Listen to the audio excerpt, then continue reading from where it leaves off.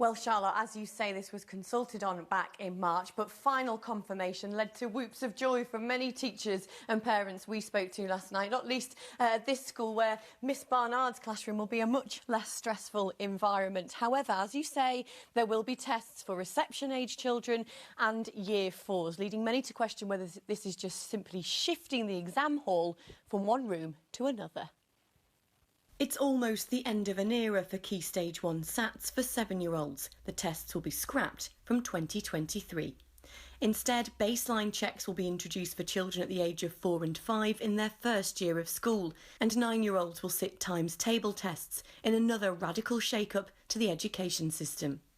Why is it going to take all of those years before we can scrap them? Actually, they're taking one test away and just putting a different one. It's rearranging the deck chairs, really. Others think youngsters need to be tested. At a few important stages in a kid's education, you check all the children in the country to see how they're getting on, so that we can identify which kids are struggling to keep up and to develop as you'd hope. The Education Secretary Justine Greening says the move will free up teachers to educate and inspire our children. But some teachers and parents are worried that it's simply out with the old tests and in with some new ones. Katie Rickett, Good Morning Britain.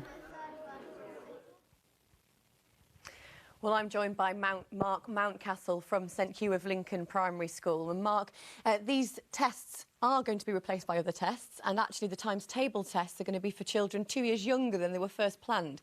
So how nervous are you about this? It's not just about the new testing.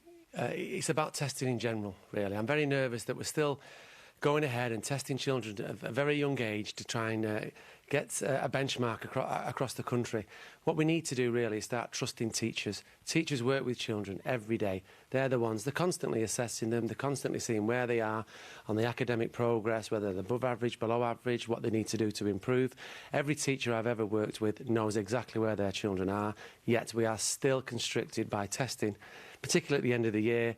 Young children, most of whom or some of whom can't cope with it. Let's listen to the teachers. Let's see where they think their children are.